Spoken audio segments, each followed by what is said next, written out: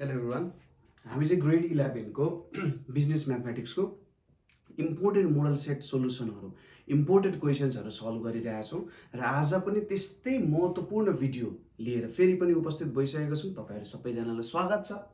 आज हामी हाम्रो जुन लास्ट च्याप्टर छ प्रोबेबिलिटीको त्यसको कन्सेप्चुअल भिडियो लिएर आएको छौँ। यसको पार्ट 1 भिडियो हामीले आज लिएर आएका छौँ। अब सुरुमा कस्तो छ भन्दाखेरि प्रोबेबिलिटीको हामीले कन्सेप्टहरू राम्ररी बुझेनौँ भने के हुन्छ, अथवा प्रोबेबिलिटीमा विभिन्न टर्म्सहरूको प्रयोग हुन्छ। यहाँनिर तपाईँले 11वटा टर्म्सहरू देख्नु भएको छ। यो भित्र पनि अरू कुराहरू पनि आउँछ अझ, जस्तै यहाँनिर मैले पर्म्युटेसन कम्बिनेसन भनेर लेखेको छैन। यो नबुझिकन हामीले प्रोबेबिलिटीको क्वेसन गर्न त सकिन्छ होला, तर के हुन्छ भने बुझिँदैन। त्यही भएर सुरुमा हामीले आज कन्सेप्टको भिडियो लिएर आएका छौँ ताकि यो सबै टर्म्सहरू तपाईँलाई क्लियर होस्। अब कन्डिसनल प्रोबेबिलिटी बाहेक यो सबै कुराहरू तपाईँले 10 मा त पढिसक्नु भएको छ। त्यही पनि आज चाहिँ थोरै रिभिजन क्लास गरौँ न भनेर चाहिँ मैले ल्याएको है त। ओके, च्याप्टर 15 प्रोबेबिलिटीको कन्सेप्टको पोर्सन छ। अब सुरुमा प्रोबेबिलिटी भनेको के हो त? सम्भाव्यता। कुनै कुरा हुने सम्भावना कति छ, कुनै कुरा हुन सक्ने सम्भावना कति छ भन्ने कुरा। आज पानी पर्ने सम्भावना कति छ, त्यो एउटा कुरा भयो हैन। अब यसपालि भूकम्प आउला कि नआउला, त्यो अर्को भयो है। हो यस्तो खालको सम्भावनाको खेललाई नै के भनिन्छ त? प्रोबेबिलिटी भनेर भनिन्छ। यसपालि एक्जाम सायद चैत्रतिर होला है। हो यस्तो खालको के हुन सक्छ त? यिनीहरू चाहिँ प्रोबेबिलिटी हो है। यिनीहरूलाई प्रोबेबिलिटी सम्भाव्यता भनिन्छ। यो प्रोबेबिलिटी भन्ने कुरा चाहिँ पहिले ग्याम्बलिङबाट आएको, केबाट? जुवाबाट निक्लेको खेल हो। जुवाको आउटकमलाई कसरी प्रेडिक्ट गर्न सकिन्छ भनेर निकालिएको हो। यसको अब धेरैजना मान्छेहरू छन्, जस्तै ब्लेज पास्कल, पियर डी फर्मा, यस्तो धेरै मान्छेहरू छन् जसले यसमा कन्ट्रिब्युसन गरेको छ। धेरैजना मान्छेहरू आएको हैन। ओके, अब यति बुझिसकेपछि प्रोबेबिलिटीमा युज हुने हाम्रो जुन हिसाब छ त्यो हिसाबमा युज हुने यहाँनिर केही टर्म्सहरू छ। यो टर्म्सहरूको बारेमा केही स्टडी गरौँ। पहिलो कुरा छ ऱ्यान्डम एक्सपेरिमेन्ट। पहिलो 1 नम्बरमा ऱ्यान्डम एक्सपेरिमेन्ट भनेर आएको छ। ऱ्यान्डम एक्सपेरिमेन्ट भनेको म सिम्पली यहाँनिर लेखिदिन्छु तपाईँहरूले। ऱ्यान्डम एक्सपेरिमेन्ट भनेको चाहिँ कस्तो हो भने जसको आउटकम डिटरमाइन हुन सक्दैन, whose outcome can not be determined है त। सिम्पली म लेखिदिन्छु whose outcome can not be determined. भन्न खोजेको कस्तो त भन्दाखेरि जस्तै क्विन टस गर्नुभयो। म धेरै क्विन टस र डाइसको इक्जाम्पल दिन्छु। तासमा पनि यो देख्न सकिन्छ। ऱ्यान्डम एक्सपेरिमेन्ट भनेको कस्तो हो? जसको आउटकमलाई हामीले प्रेडिक्ट गर्न सक्दैनौँ, यही हुन्छ अथवा यही नै हुन्छ भनेर भन्न सकिँदैन है। जस्तै क्विन टस गर्दा हेड आउँछ कि टेल आउँछ त्यो भन्न सकिन्छ, थ्योरिटिकल्ली भन्न सकिन्छ है। थ्योरिटिकल्ली चाहिँ ओके यो हुन्छ भनेर भन्न सकिन्छ, तर प्र्याक्टिकल्ली हामीले भन्न सकिन्छ सकिँदैन हो। जुन कुरा चाहिँ हामीले चाहिँ कस्तो त त्यसको आउटकम यही हुन्छ, त्यसको आउटकम यो हो भनेर जेनरली हामीले भन्न सक्दैनौँ, त्यसलाई नै हामी के भन्छौँ त? ऱ्यान्डम एक्सपेरिमेन्ट भनेर भन्छौँ। अथवा यहाँ आउटकम अब दोस्रोमा छ, यहाँनिर लेखौँ, यहाँनिर हुज रिजल्ट भनेर लेखौँ, अझै राम्रो हुन्छ। Whose result can not be predicted है त। दोस्रोमा आउँछ आउटकम, दोस्रोमा आउटकम आउँछ। आउटकम भनेको के हो त? सिम्पल कुरा गर्दा रिजल्ट अफ ऱ्यान्डम एक्सपेरिमेन्ट। अब त्यो ऱ्यान्डम एक्सपेरिमेन्ट पर्फर्म गरिसकेपछि के रिजल्ट आउँछ त? यो नै के हुन जान्छ त? आउटकम हुन जान्छ। जस्तै क्विन टस गर्दाखेरि के भयो त? ठ्याक्क तल झर्दाखेरि के आयो? हेड आउन गयो। त्यस्तो हेड आउनु नै के हो त? अथवा टेल आयो। डाइस फ्याँक्दाखेरि 1 आयो अथवा 2 जे आयो त्यो हाम्रो के हुन गयो त? आउटकम हुन गयो। कुरा क्लियर छ? एकदमै क्लियर छ। अनि तेस्रोमा छ हाम्रो स्याम्पल स्पेस भनेर छ। अब के हुन सक्छ त भन्दाखेरि स्याम्पल स्पेस भनेको set of all possible outcomes. ठिक छ, set of all possible outcomes. अब के आउटकम्सहरू आउन सक्छ, के रिजल्टहरू आउन सक्छ भन्ने कुरा हो। जस्तै 1 क्विन टस गर्दाखेरि के रिजल्ट आउन सक्छ त? हेड र टेल आउन सक्छ नि। दुईटा रिजल्ट यो भन्दा ज्यादा त आउन सक्दैन हैन। हो यो हेड र टेल्सको सेट जुन बनाएको छ त्यो के हो त? स्याम्पल स्पेस हो। त्यसैगरी 1 डाई पनि भन्छ, डाइस पनि भन्छ है। 1 die or dice thrown, यसको रिजल्ट के हुन जान्छ त 1 2 3 हुँदै हुँदै 6 सम्म 1 2 3 4 5 6 भनेपछि यो 1 देखि 6 सम्मको जुन सेट छ यो भन्दा अरु त आउन सक्दैन हो। यसलाई नै हामी के भन्छौं त स्याम्पल स्पेस भनेर भन्छौं। ठीक छ, स्याम्पल स्पेस भनिसकेपछि के रिजल्ट आउन सक्छ त्यो नै के हो त स्याम्पल स्पेस हो। अब चौथोमा आएको छ एक्जस्टिभ केसेस।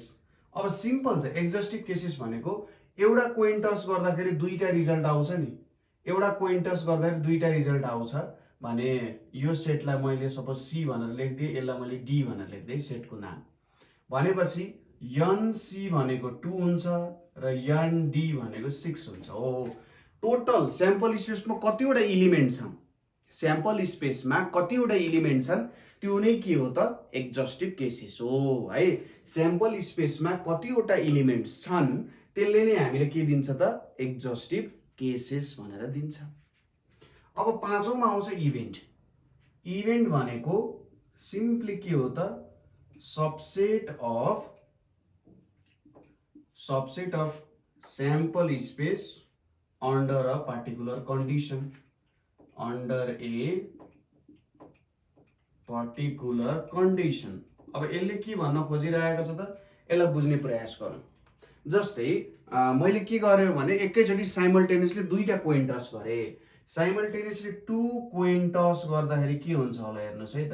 2 कोइन टस गर्दाखेरि मैले यसलाई ई भनेर नाम दिए, यो भनेको अब हेडेड आउन सक्छ, टेल आउन सक्छ, हेड टेल आउन सक्छ, टेल आउन सक्छ। अब मैले एउटा कन्डिसन राखे, यस्तो सेट बनाउनु पर्यो, set which has at least one tail भनेर मैले भने, which has at least one tail भनेर मैले बनाएँ भने एटलिस्ट भनेको एउटा मात्रै पनि हुनु पर्यो, एउटा भन्दा ज्यादा पनि हुन सक्छ, एउटा चाहिँ हुनै पर्यो। एउटा हुन सक्छ टेल सरी यहाँ हेड टेल हो है, यहाँ हेड हो, यहाँनिर हाम्रो टेल हेड हुन्छ,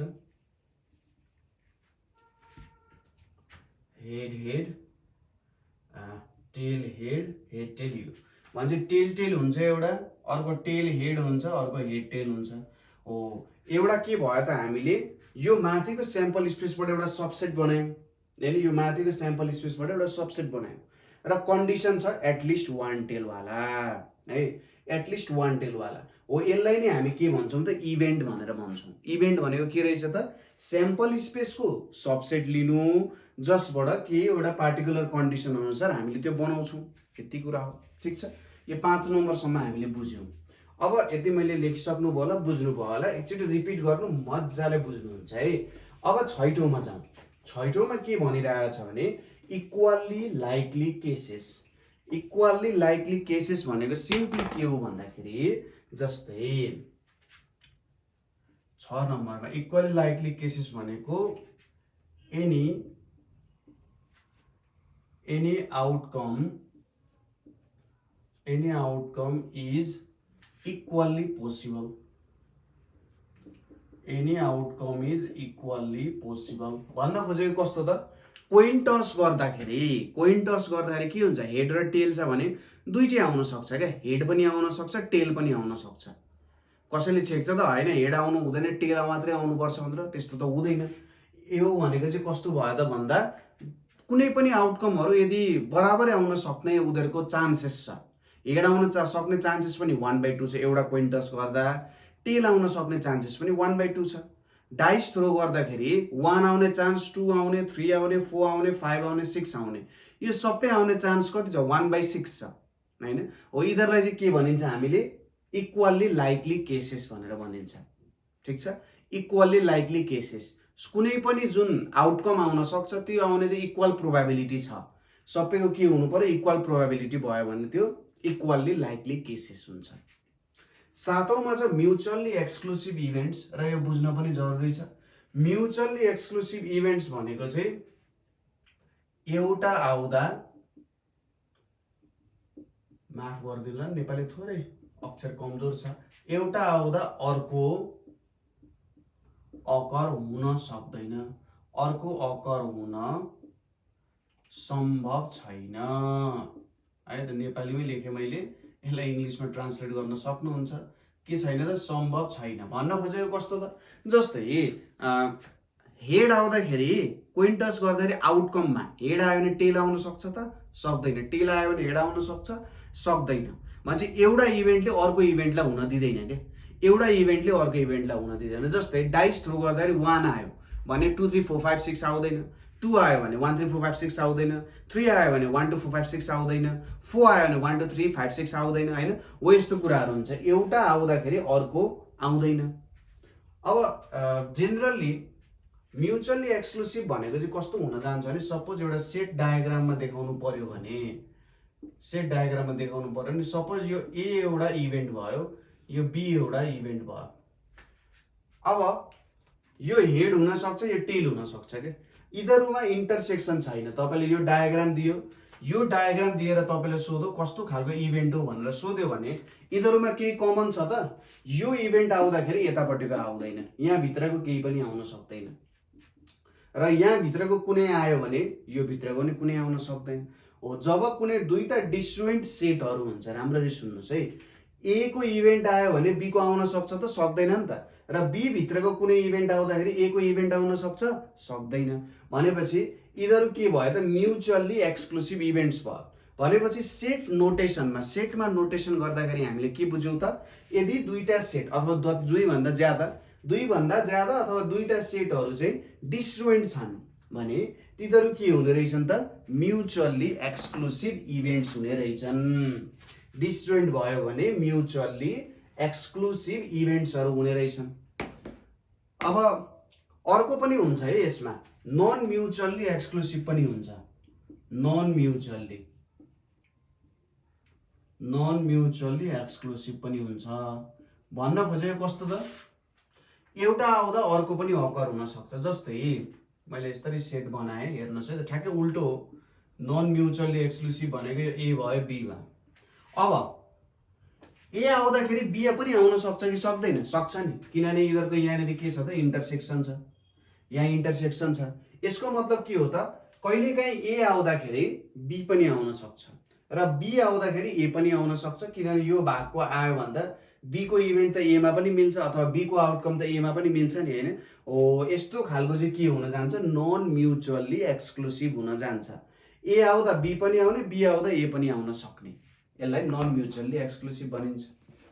अब 8औं नम्बरमा छ हाम्रो फेभरेबल केसेस भनेर छ है त। 8औंमा छ हाम्रो फेभरेबल केसेस भनेको कस्तो हुन जान्छ त भन्दा, हाम्रो अनुसारको आउटकम आउनु, हाम्रो अनुसारको के त आउटकम, हाम्रो अनुसारको आउटकम आउनुलाई नै के भनिन्छ त, फेभरेबल केसेस। जस्तै हामीले के एक्सपेक्ट गरिरहेको छौँ भने, मैले 10 पटक कोइन टस गरेँ, 10 पटक कोइन टस गर्दाखेरि मलाई के चाहिएको छ, हेड चाहिएको छ, होइन मलाई हेड चाहिएको छ भने सिम्पली मैले के गर्छु त भन्दाखेरि 10 चोटि एक्सपेरिमेन्ट गर्दा हेड गन्छु कि कतिवटा भयो भनेर। हो त्यो हेड गर्नु नै के हो त, फेभरेबल केसेस हो। ठिक छ, फेभरेबल केसेस भनेको आउटकम हामीले सोचे अनुसार आउनु। ठिक छ, आउटकम हामीले सोचे अनुसार आउनु के हो त, फेभरेबल केसेस, हामीलाई चाहिएको आउटकम। किनभने प्रोबेबिलिटीमा त हामीलाई चाहिएको के छ हो त्यो अनुसार हामी क्यालकुलेट गर्छौँ, त्यही भएर चाहिँ फेभरेबल केसेस हुन जान्छ। क्लियर छ कुरा। अब 9 नम्बरमा जाउँ, probability of an event. Simply यसलाई के गरिन्छ त, प्रोबेबिलिटी अफ एन इभेन्ट भनेको के हुन जान्छ, NE डिभाइडेड बाई NS हुन जान्छ, जहाँनिर NE भनेको total number of favourable cases, total number of favourable cases, र NS भनेको टोटल स्याम्पल स्पेस। ठिक छ, यो भनेको के आउँछ त, टोटल स्याम्पल स्पेस भनेर आउँछ है। यो भनेको के भयो त, total number of favourable cases divided by total sample space नै हाम्रो के हुन जान्छ, प्रोबेबिलिटी हुन जान्छ। जस्तै यो भनेको हाम्रो प्रोबेबिलिटी भयो। सिमिलरली जहिले पनि हामीले सपोज यो प्रोबेबिलिटी छ भने यो प्रोबेबिलिटीको value greater than equals to 0 हुन्छ अथवा लेस देन इक्वल्स टु 1 हुन्छ। जहिले पनि यो प्रोबेबिलिटीको नियम, कुनै पनि इभेन्टको कुनै पनि कुराको प्रोबेबिलिटी भनेको जहिले पनि ग्रेटर देन इक्वल्स टु 0 हुन्छ अथवा लेस देन इक्वल्स टु 0 हुन्छ। यदि प्रोबेबिलिटीको भ्यालु 0 हुन्छ भने यस्तो इभेन्टलाई हामी इम्पोसिबल इभेन्ट भन्छौँ। जस्तै नेपालमा सुनामी आउनु। नेपालमा समुद्र छ त छैन नि, नेपालमा सुनामी आउन सक्छ सक्दैन हैन, हो यस्तो कुरा भयो। त्यसै गरी अन्टार्कटिकामा के हुनु त, अन्टार्कटिकामा गर्मीको मौसम आउनु, त्यो हुन सक्छ त सक्दैन नि हैन, हुन त सक्ला तर उनीहरूको गर्मी उनीहरूको अनुसार होला, तर तराईको जस्तो गर्मी हुन सक्दैन, हो कि हैन हो। त्यसै गरी अब यस्तो कुराहरूलाई चाहिँ हामीले भन्न सकिन्छ इम्पोसिबल इभेन्ट भनेर भन्न सकिन्छ। अर्को छ p इक्वल्स टु 1, यसलाई हामी के भनिन्छ स्योर इभेन्ट भनेर भन्न सकिन्छ। जस्तै कस्तो त, एक्जाम आउने स्योर इभेन्ट हो, मान्छेको मृत्यु हुने डेथ एउटा स्योर इभेन्ट हो। What is the probability of death of any person भन्दा स्योर इभेन्ट हो नि त 1 हुन्छ। हो यस्तो स्योर इभेन्टलाई हामी के भन्छौँ त p इक्वल्स टु 1 प्रोबेबिलिटी दिन्छौँ। 0 भयो भने यो के हुन्छ त इम्पोसिबल इभेन्ट हुन जान्छ। यहाँबाट चाहिँ हाम्रो सबैभन्दा सिम्पल प्रोबेबिलिटी, अब यहाँनिर क्लासिकल डेफिनेसन छ, इम्पिरिकल प्रोबेबिलिटी भनेर छ हैन, हो यस्तो कुराहरू छ। बट यो सबै कुराहरू यसमै समराइज हुन्छ र हामीले युज गर्ने फर्मुला पनि यही नै हुन जान्छ। एउटा स्याम्पल स्पेस हुन्छ, अर्को total number of favourable cases हुन्छ। अब अर्को कुरा आउँछ एडिसनल एन्ड मल्टिप्लिकेसन ल भनेर आउँछ, एकदम इम्पोर्टेन्ट छ। एडिसन एन्ड मल्टिप्लिकेसन ल भनेर छ। सुरुमा एडिसन ल, एडिसन ल सपोज दुईटा इभेन्ट्स छ, 2 इभेन्ट्स छन् ए र बी। एक्जस्टिभ केसेस के छ, एक्जस्टिभ EXAUSTIV है, एक्जस्टिभ केसेस। एक्जस्टिभ केसेस भनेको एउटा यन ए छ अर्को यन बी छ। अब स्याम्पल स्पेस भनेको के छ त यन एस छ। एडिसन ल अफ प्रोबेबिलिटी भनेको चाहिँ कस्तो हुन जान्छ भने PA और B कि त A मात्रै आउँछ कि B मात्रै आउँछ वा दुईटै आउने, यसलाई हामी यसले डिनोट गर्छौं। तपाईलाई थाहा छ P A युनियन B भनेर डिनोट गर्छौं नि। यसले के दिन्छ त कि त A आउँछ कि त B आउँछ अथवा बोथ आउँछ भन्छ। सिम्पली हाम्रो फर्मुला युज गर्न सकिन्छ यहाँनेर PA plus PB minus PA intersection B है। यो हाम्रो के हुन जान्छ त एडिसन ल। यसलाई नै हामी के भन्छौं त एडिसन ल अफ प्रोबेबिलिटी भन्छौं। कुनै दुईटा इभेन्टको टोटल प्रोबेबिलिटी हामी क्याल्कुलेट गरिरहेका छौं। अब सपोज इभेन्ट चाहिँ म्युचुअली एक्सक्लुसिभ भयो, इभेन्ट के भइदियो म्युचुअली एक्सक्लुसिभ भइदियो भने के हुन जान्छ PA इन्टरसेक्सन B भनेको 0 हुन्छ। अघि भर्खरै हामीले हेर्यौं कि यदि A र B चाहिँ म्युचुअली एक्सक्लुसिभ भयो भने यिनीहरुमा केही पनि कमन हुँदैन। A आयो भने B आउँदैन, B आयो भने A आउँदैन। त्यति बेला चाहिँ म्युचुअली एक्सक्लुसिभको केसमा PA युनियन B भनेको के हुन जान्छ PA प्लस PB हुन जान्छ। अब यहाँनेर जुन नियम यहाँनेर मैले लेखेको छ यो के को लागि हो त, यो भनेको हाम्रो नन म्युचुअली एक्सक्लुसिभको लागि यो कुरा हुन जान्छ। ठीक छ, यो कुरा चाहिँ नन म्युचुअली एक्सक्लुसिभको लागि हो है। त्यसमा इन्टरसेक्सनको भ्यालु पनि आउँछ नि त हैन, इन्टरसेक्सनको भ्यालु आउँछ। म्युचुअली एक्सक्लुसिभ भयो भने PA प्लस PB गर्दा हुन्छ। अर्को छ हाम्रो मल्टिप्लिकेसन ल भनेर छ। मल्टिप्लिकेसन ल पनि यही नै हो। अब सपोज गरौँ अर्को कुरा A and B are independent events. मैले इन्डिपेन्डेन्ट इभेन्ट्स भन्ने कुरा बुझाएको छैन होला। जस्तै इन्डिपेन्डेन्ट भनेको के हो त, हेड र कोइन टस गर्दाखेरि हेडले टेललाई आउन असर गर्छ त गर्दैन नि त। डाइस थ्रो गर्दाखेरि 1 ले अरूलाई असर गर्छ, 2 ले अरूलाई असर गर्छ, 3 ले गर्छ गर्दैन। यदि एउटा इभेन्टले अर्को आउने इभेन्टलाई असर गर्दैन, हामीले पहिले पनि कम्बिनेसनहरु पढ्दाखेरि परम्युटेसन पढ्दाखेरि त्यहाँनेर इन्डिपेन्डेन्ट इभेन्ट्सहरुको कुरा गरिसकेका छौं। यहाँ पनि कस्तो हुन्छ भने सपोज A र B दुईटा इन्डिपेन्डेन्ट इभेन्ट्स छन् भन्न खोजेको एउटा इभेन्टले अर्को इभेन्टलाई आउन असर गर्दैन, एउटाले अर्कोलाई आउन असर गर्दैन भने यहाँनिर के छ त, यसले के भन्छ, P A and B. P A and B भनेको के हो, ए र बी दुवै एकैपटक आउन सक्ने प्रोबेबिलिटी, ए र बी दुवै एकैपटक आउन सक्ने प्रोबेबिलिटी भन्ने कुरा। जस्तै एउटा कुरा यहाँनिर के गर्न सकिन्छ भने, सपोज गरौँ तपाईँ अब सिए को एक्जाम होइन, प्र्याक्टिकल एक्जाम्पल लिऊ। सिए को एक्जाममा चाहिँ कस्तो हुँदो रहेछ भन्दाखेरि सामान्यतः तपाईँको मार्क्स पास त हुनु पर्यो सबै सब्जेक्टमा, त एउटा कुरा छ। सबै मार्क्स जोडेर एउटा सर्टेन मार्क्स हुनुपर्छ क्या, एउटा सर्टेन मार्क्स चाहिँ सबै जोडेर त्यो हुनुपर्छ। अब त्यहाँनिर जस्तै मैले के युज गरेँ त भन्दाखेरि यो युज गरेँ होइन, यो युज गरेर के भयो त भन्दा, सपोज मैले के क्यालकुलेट, पास हुने अथवा सबै सब्जेक्टमा पास हुने र टोटलमा पास हुने प्रोबेबिलिटी म क्यालकुलेट गरेँ। त्यो त कस्तो भयो त भन्दाखेरि यहाँनिर चाहिँ अब दुईटाको लिङ्केज भयो क्या, हो त्यस्तो लिङ्केज हुने जस्तो। Suppose probability of raining today and tomorrow होइन, probability of raining today and tomorrow, ठिक छ। हो यस्तो कुराहरू हामीले हेर्न सकिन्छ। यसलाई केही गर्नु पर्दैन र यो इन्डिपेन्डेन्ट इभेन्ट्सको लागि मात्रै हो, डिपेन्डेन्टको लागि होइन। पिए टाइम्स पिबी हुन जान्छ। यसलाई हामी के भन्छौँ, इन्डिपेन्डेन्ट इभेन्ट्स भयो, पिए एन्ड पिबी भनेको पिए टाइम्स पिबी हुन्छ, यो इन्डिपेन्डेन्ट इभेन्ट्स भयो। र फाइनल्ली हाम्रो के आउन जान्छ त, कन्डिसनल प्रोबेबिलिटी आउँछ। कन्डिसनल प्रोबेबिलिटी भनेको सपोज एउटा इभेन्ट भयो भने अब अर्को इभेन्ट के हुन सक्छ भन्ने कुरा हो। जस्तै म एक्जाममा फेल भयो, अब मेरो आमा बुवाको रियाक्सन कस्तो हुन्छ, हो यस्तो कुरा हुन सक्छ। आज पानी पर्यो, भोलि पानी पर्ने प्रोबेबिलिटी कति छ, यो कुरा हुन सक्छ होइन। आज के भयो त, आज काठमाडौँमा फोहोर जताततै फ्याँके, भोलि के हुन्छ होइन, हो यस्तो। अब डिपेन्डेन्ट कुराहरू हुन्छन् क्या उनीहरू। यो जस्तै हिजोको कुरा र आजको कुरा एक अर्कासँग केही न केही रिलेसन राख्न सक्छन् होइन, एउटामा अर्को डिपेन्डेन्ट हुने भन्ने जस्तो कुरा क्या। जस्तै मैले बारीमा राम्ररी पानी हालेँ, अब मेरो के त बाली फल्छ कि फल्दैन राम्ररी, हो यस्तो कुराहरू हुन सक्छ।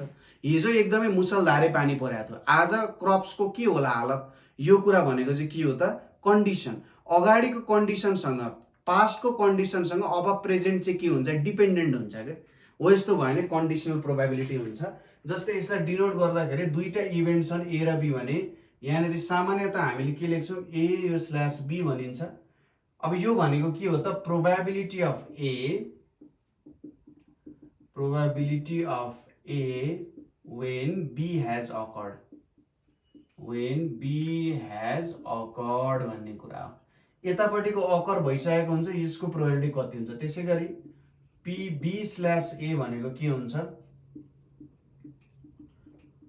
Probability of B when A has occurred, यो भनेको कन्डिसनल भयो।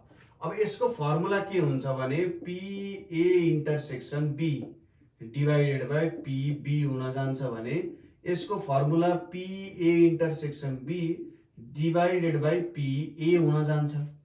सिम्पली यति नै हुन जान्छ है। यो दुईटा भयो, यो बी भयो, यो ए भयो, यो हाम्रो के हो त, कन्डिसनल प्रोबेबिलिटी भयो है। यसको पनि हिसाबहरू आउँछ होइन, जस्तै डिफेक्टिभ आइटम्सहरूको टाइपको हिसाबहरू आउँछ, त्यो रेनको हिसाबहरू आउन सक्छ, एक्जाम र मार्क्सको हिसाबहरू आउन सक्छ, विभिन्न हिसाबहरू आउन सक्छ। पछि तपाईँहरूले बेज थ्योरम भनेर पढ्नुपर्ने हुन्छ है, सायद 12मा छ बेज थ्योरम भनेर पढ्नुहुन्छ। यो कन्डिसनल प्रोबेबिलिटी के हो त, बेसिसमा चाहिँ बेज थ्योरमको कुराहरू आउँछ, अहिले जेनरली आउँदैन है त। यो कन्डिसनल प्रोबेबिलिटी अत्यन्तै इम्पोर्टेन्ट कुरा पनि छ, के कस्तो के भयो कसरी आयो भन्ने कुराहरूमा यसले एकदमै हेल्प गर्छ। र हामीले मेन पढ्नुपर्ने थ्योरी यो हो। र बाँकी एउटा कुरा छ पर्म्युटेसन र कम्बिनेसन, र यसको लागि तपाईँले अगाडिको भिडियोजहरू हेर्नु होला, पर्म्युटेसन एन्ड कम्बिनेसनको, जहाँनिरको कुराहरू पनि हामी युज गर्छौँ। केही कुराहरू जस्तै पर्म्युटेसनको फर्मुला एनपिआर भनेको n factorial n minus r factorial, combination भनेको nCr n factorial n minus r factorial हुन जान्छ। अब यसकै नियमहरू युज हुन सक्छन्, केही नियमहरू यहाँनिर आउन सक्छ, यिनीहरूको नियमहरू युज हुन्छ, लहरू युज हुन्छ। के क्यालकुलेट गर्दाखेरि त फेभरेबल केसेस क्यालकुलेट गर्दा, एक्जस्टिभ केसेसहरू क्यालकुलेट गर्दा यो दुईटाको कुराहरू युज हुन सक्छ भन्ने कुरा हो है त। र मेन कन्सेप्ट यति नै हुन्छ 11 को प्रोबेबिलिटीमा। 12 को प्रोबेबिलिटीमा अलिकति केही भास्ट कुराहरू छ जुन अब हामी 12 क्लासमा स्टडी गर्छौँ है। यो कुराहरू हुन जान्छ। ओके, यो हाम्रो प्रोबेबिलिटीको थ्योरी हो। ठिक छ, आजको लागि यति नै गर्छौँ। कुनै पनि समस्या भयो, कुनै पनि कुरा तपाईँहरूले बुझ्नु भएको छैन भने तपाईँहरूको लागि हामी छौँ। हामीले तपाईँहरूको लागि भनेर business mathematics, English, social, Nepali, account, economics सबैको भिडियोहरूको इम्पोर्टेन्ट क्वेसन, इम्पोर्टेन्ट थ्योरी यो सबै बुझाएको छौँ, ताकि एक्जाममा कुनै पनि समस्या नहोस्।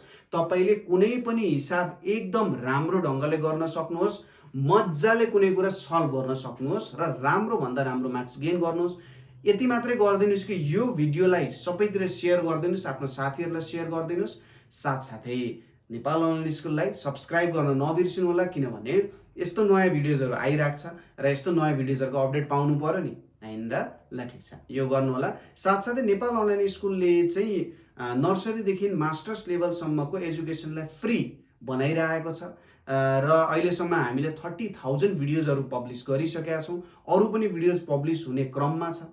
त्यसैले यो जुन हाम्रो नेपाललाई एजुकेटेड, शिक्षित बनाउने एउटा रिभोल्युसन हामी गरिरहेका छौँ, यो रिभोल्युसनमा तपाईँहरूले सपोर्ट गर्नुहुन्छ भन्ने हामीलाई लाग्दछ।